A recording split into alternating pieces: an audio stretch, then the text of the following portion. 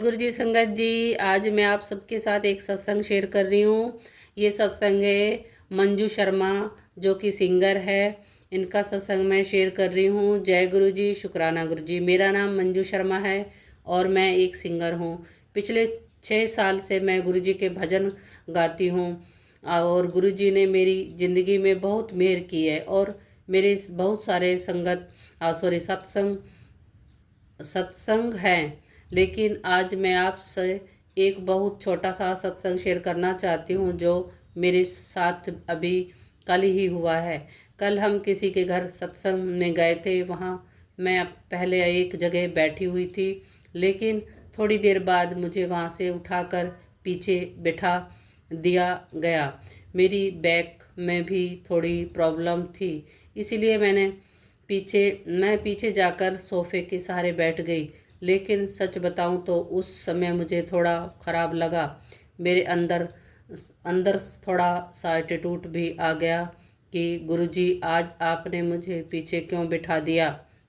क्योंकि जब मैं बड़े मंदिर भी जाती हूँ तो वहाँ बहुत लोग मुझे पहचानते हैं और मैं गुरुजी के चरणों में के पास जाकर बैठती हूँ। एक बार तो मेरे मन में आया कि मैं उठकर चली जाऊँ।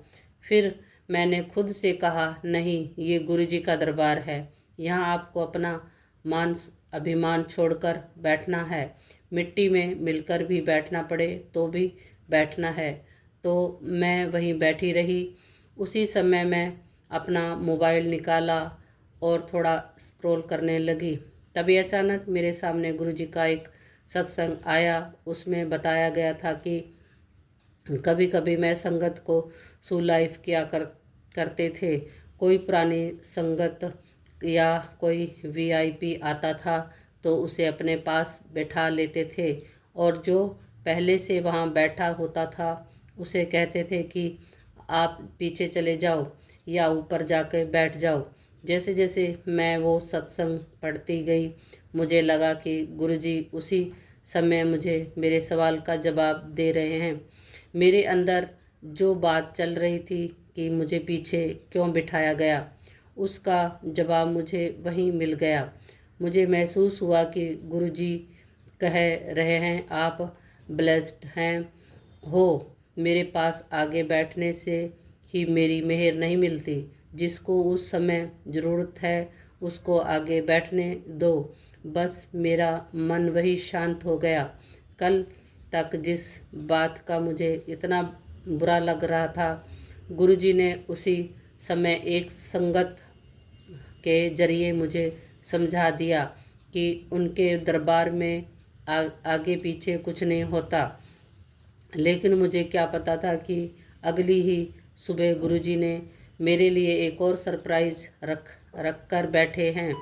गुरुजी, जय गुरुजी, शुक्राना गुरुजी। कल गुरुजी ने मुझे मेरे मन के सवाल का जवाब दिया और आज सुबह उन्होंने अचानक अपनी हाजिरी भी लगवा दी।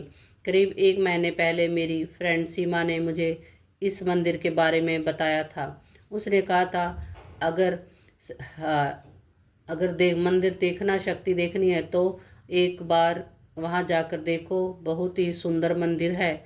मैंने उस समय उसकी बात सुनी, लेकिन इतना ध्यान नहीं दिया।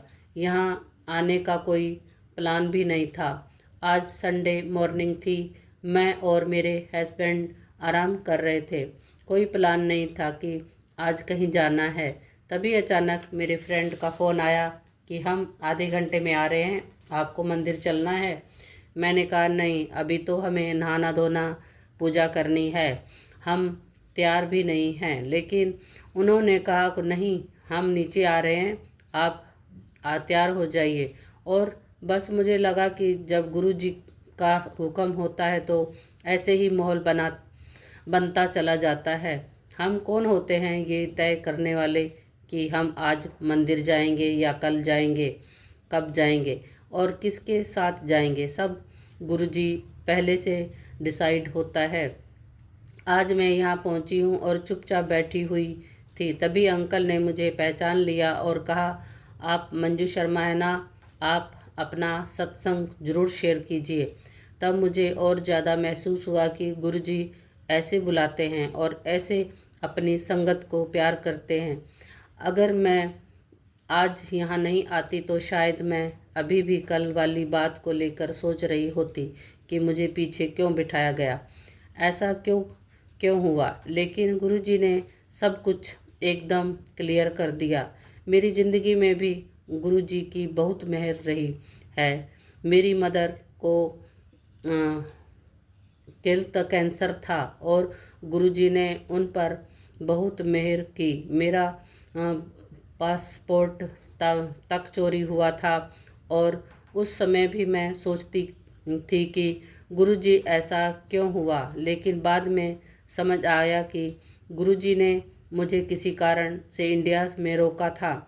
इसीलिए अब मैं यही मानती हूँ कि जो भी हो रहा है उसके पीछे गुरुजी का कोई ना कोई हुक्म है। हमें हर चीज़ को लेकर चिंता करने की ज़रूरत नहीं है, बस टोटल सरेंडर करना है। आज यहाँ आकर मुझे बहुत डिवाइन फीलिंग हुई। जहाँ संतों की सभा होती है वहाँ गुरु का निवास होता है, और जहाँ गुरु का निवास होता है वहाँ जगह हेवनेस ही होती है। गुरु जी का अंतम शुक्राना